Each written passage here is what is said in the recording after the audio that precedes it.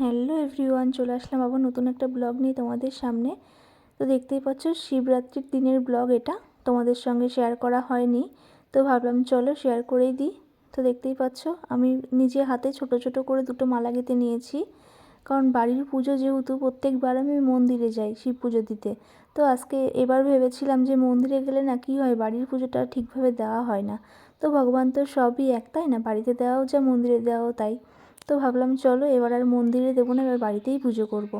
তো সেই কারণেই সমস্ত কিছু পুজোতে যা যা লাগে আমার সাধ্য মতন আমি সব কিছু গুছিয়ে নিয়েছি।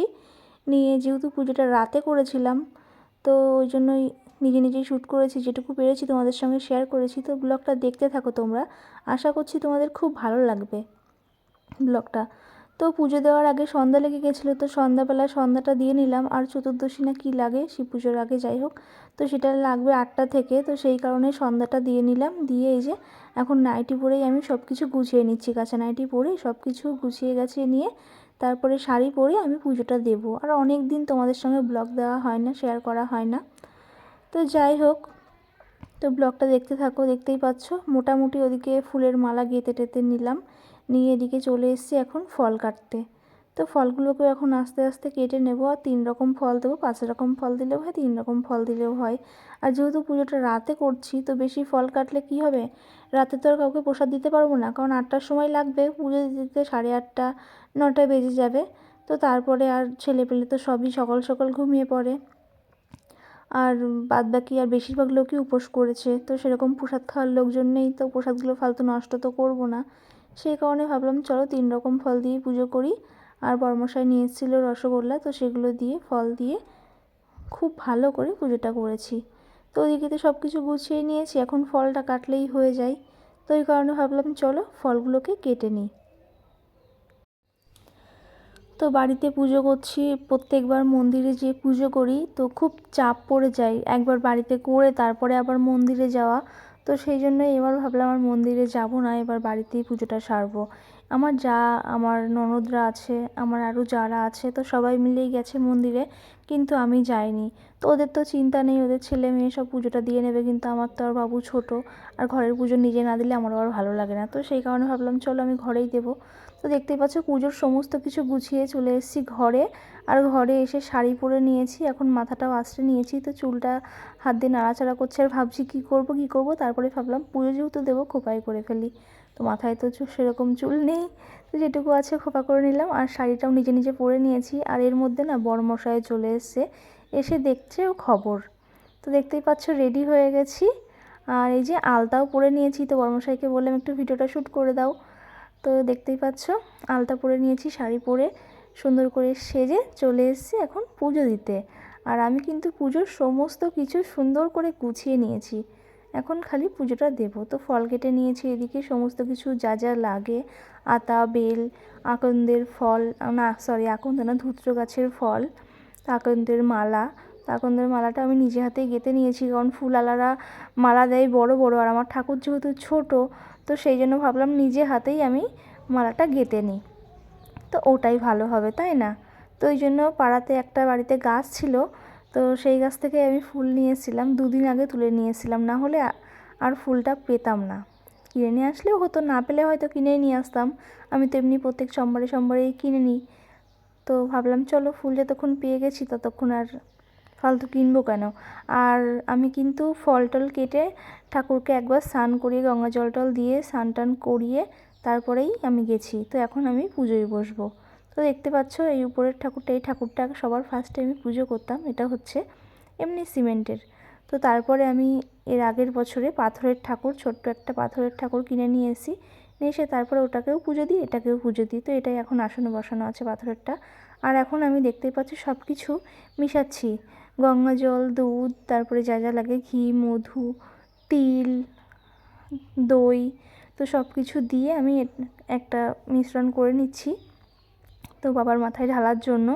তো চলো সেটা আগে গুলিয়ে নিই সব কিছু দিয়ে। তো তারপরে একে একে আমি পুজোটা সেরে নেব, সমস্ত কিছু দিয়ে ফল দেব, মিষ্টি দেব, প্লেটগুলো সাজিয়ে সুন্দর করে আমি। আর হ্যাঁ, দুধের মধ্যে একটু চিনি দিয়েছিলাম, কারণ মিষ্টিও নাকি দিতে হয়। তো আমি জানি না, আমার যেরকম যেটুকু আমি জানি, তো সেইভাবেই আমি পুজোটা করেছি।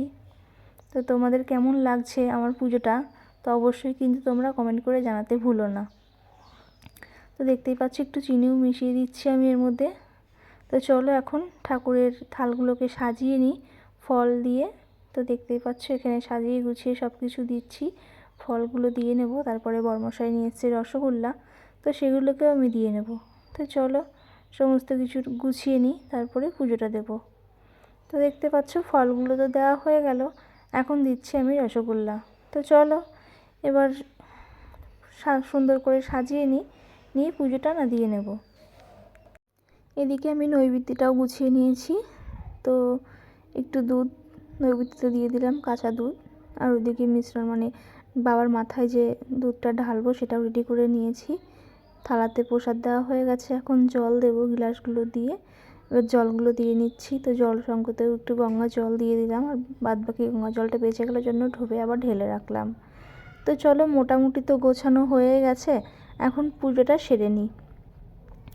আর পুজোটার ফাঁকে আমি কটা রিলস বানিয়ে নিয়েছি, তো যার কারণে পুজো দেওয়াটা তোমাদের সঙ্গে শেয়ার করতে পারিনি। রিলসগুলো বড়মশাই রিলস করে দিয়েছিল কটা, তো সেই জন্য। তো চলো দেখতেই পাচ্ছ এদিকে আমি চন্দন বেটে নিয়েছি। তো নিয়ে দেখতেই পাচ্ছ তুলসী পাতা না, বেল পাতাতে আমি মাখিয়ে নিচ্ছি তো চন্দনটাকে সুন্দর করে। আর প্রত্যেকটা ঠাকুরকে আমি চন্দনের টিপ পরিয়ে দেব। আর ফুল টুল তারপরে বেলপাতাগুলোকে খুব ভালো করে চন্দন মাখিয়ে নিচ্ছি। এদিকে দেখতেই পাচ্ছ ফুলগুলোকে সুন্দর করে গুছিয়ে রেখেছি। আর ওই যে দুধের মধ্যে আমি একটু তিল দিতে ভুলে গেছিলাম, তো সেই তিলটা এখন দিয়ে দিচ্ছি। তো চলো মোটামুটি সব কিছুই গোছানো হয়ে গেছে, এখন পুজোটা সেরে নিই। তো দেখতেই পাচ্ছ সবার ফার্স্টে আমি গণেশ মানে লক্ষ্মীর ঘটকে পুজো দিয়ে নিচ্ছি, তারপরে লক্ষ্মী ঠাকুর, তারপরে রাধা গোবিন্দ লোকনাথ শিব একে একে সমস্ত ঠাকুরগুলোকে এখন পুজো দিয়ে নিচ্ছি। তো সব ঠাকুরকেই পুজো দেওয়া প্রায় হয়ে গেছে, এখন বাবা ভোলানাথের পুজোটা সারবো। তো চলো, আর আমার পুজোটা কেমন লাগছে তোমরা কিন্তু কমেন্ট করে জানাতে ভুলো না। বারবার করে একটা কথাই বলছি, কমেন্ট করে অবশ্যই জানাবে যে কেমন লাগলো পুজোটা। তো এদিকে এখন উপরের ঠাকুরকে তো মালা পরিয়েই দিয়েছি, এখন এই ঠাকুর নিচেরটাকে পুজো দিচ্ছি। তো ভাবলাম চলো মালাটা সবার আগে পরিয়ে দিই। তো দেখতেই পাচ্ছ সবার ফার্স্টেই মালা পরিয়ে দিচ্ছি। আর নিজে হাতে যেহেতু মালাটা বানিয়েছি, তো একদম পুরো পারফেক্ট হয়েছে। মালাটা বেশি বড় হয়নি, আর কিনে দিলে কি হয় মালাটা আমার 2-3 প্যাচে পরাতে হয় ঠাকুরকে। তো এটা কত সুন্দরভাবে পরিয়ে দিলাম মালাটা। তো দেখতেই পাচ্ছ একে একে এখন পুজো দিয়ে নিচ্ছি। এদিকে ফুল সব কিছুই আমি গুছিয়েছি, আমার যাও কিছু ফুল এনে দিয়েছে, অনেক রকম ফুল লাগে। তো আমার বাড়িতে যেগুলো গাছ আছে সেগুলো আমি তুলেছি, আর বাদবাকি আমার যা এনে দিয়েছে। তো একটু বাবার মাথায় একটু দিয়ে দিলাম আতর চাল, মানে গোটা সেদ্ধ চাল দিতে হয় নাকি, তো ওই জন্যই দিলাম। তো আমি পুজোর খুব একটা নিয়মকানুন জানি না বললেই চলে, আমার মনে যেরকম চাই আমি সেইভাবেই ভক্তি ভরে আমি পুজো দিই। আর আমার এমনি পুজো পাল এগুলো আমার খুব ভালো লাগে, এগুলো না করলে আমার ভালো লাগে না। পুজো দিতে আমি ছোটোবেলা থেকেই খুব ভালোবাসি, বিশেষ করে বাবা ভোলানাথ আর লোকনাথের ভক্ত বেশি আমি। তো যাই হোক কথা না বাড়িয়ে দেখতেই পাচ্ছ পুজোটা দিচ্ছি, মনোযোগ দিয়ে মনোযোগ সহকারে পুজো দিচ্ছি।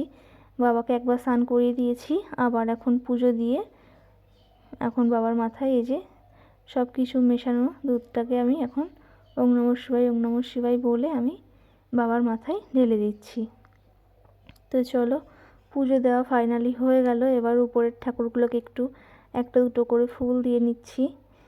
তো দেখতেই পাচ্ছ, আর এদিকে ধরিয়েছি ধূপ, যার কারণে না ঘরটা কেমন ধুমোটে ধুমোটে মানে ঘোলা ঘোলা হয়ে যাচ্ছে ক্যামেরার সামনে, যেহেতু ধূপের আগুন মানে ধুমো আর কি, আগুন তো না ধুমোই, ধুমো ধুমো হয়ে গেছে। তো চারিদিকে চোখটাও জ্বালা করছে। বর্মশাইকে লাস্টে বললাম যে বাইরে থোয়াসো, যখন দেখাবো তখন নিয়ে এসো। তো দেখতেই পাচ্ছি একে একে সমস্ত ঠাকুরকে আমি উপরের ঠাকুরগুলোকে ফুল বেলপাতা দিয়ে দিচ্ছি।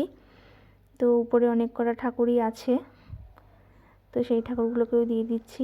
তো এই যে এখন উপরের ঠাকুরটাকে একটু দুধ ঢেলে দিচ্ছি মাথায়, যেহেতু এটাকে সবার ফার্স্টে পুজো করতাম, তো সেই কারণেই। এদিকে দেখতে পাচ্ছ পুজো আমার কমপ্লিট হয়ে গেছে, এখন আমি আরতি করছি। তো একে একে ধূপকাঠি প্রদীপ তারপরে মোমবাতি তো সব কিছু দিয়ে আরতি করে নেব।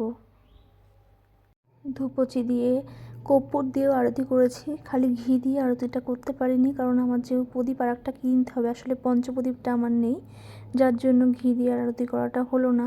তো একটার মধ্যে কর্পূর দিয়ে আরতি করেছি, তো ওটাতেই আমি ঘি দিয়েই করি, তো এবার ভাবলাম একটু কর্পূর দিয়েও করি। তো যাই হোক, যার যেরকম মনে চাই সে সেরকমভাবেই করবে পুজোটা। পুজো জিনিসটা মানে যার যেরকম মন চাই সে সেরকমভাবেই দেবে, ভক্তি ভরে দেওয়া নিয়ে কথা, তাই না? তো চলো, এদিকে আমার আরতি করাও কমপ্লিট হয়ে গেল আর পুজোও কমপ্লিট হয়ে গেল। আর আজকে কিন্তু সারাদিন আমি উপোস করে আছি, না খেয়ে উপোস করে বাবা ভোলানাথের পুজোটা দিয়েছি। কালকে সঞ্জম করেছি, সেই ভিডিওটা তোমাদের সঙ্গে শেয়ার করা হয়নি। যাই হোক, আর এদিকে দেখতেই পাচ্ছ পুজো টুজো করে আমি ফল মিষ্টি খেয়ে আজকে থাকবো। আর সাবু ভেজানো আছে, যদি খুব খিদে পাই তাহলে সাবুটা মেখে খেয়ে নেব, আর ফল খেয়ে আজকে থাকবো। তারপরে কালকে সকালে আবার বাবার মাথায় জল ঢেলে পুজো দিয়ে তারপরে কিন্তু আমি উপোস ভাঙবো। তো দেখতে পাচ্ছ ফাইনালি আমার পুজো কমপ্লিট হয়ে গেছে। এখন ধূপটা নিয়ে আমি সারা বাড়ি দেখিয়ে দিচ্ছি। তো চলো, দেখতেই পাচ্ছ কেমন লাগলো আমার ভিডিওটা, অবশ্যই কিন্তু কমেন্ট করে জানাতে ভুলো না। আমার পুজোটা কেমন লাগলো তোমাদের সেটাও জানাবে।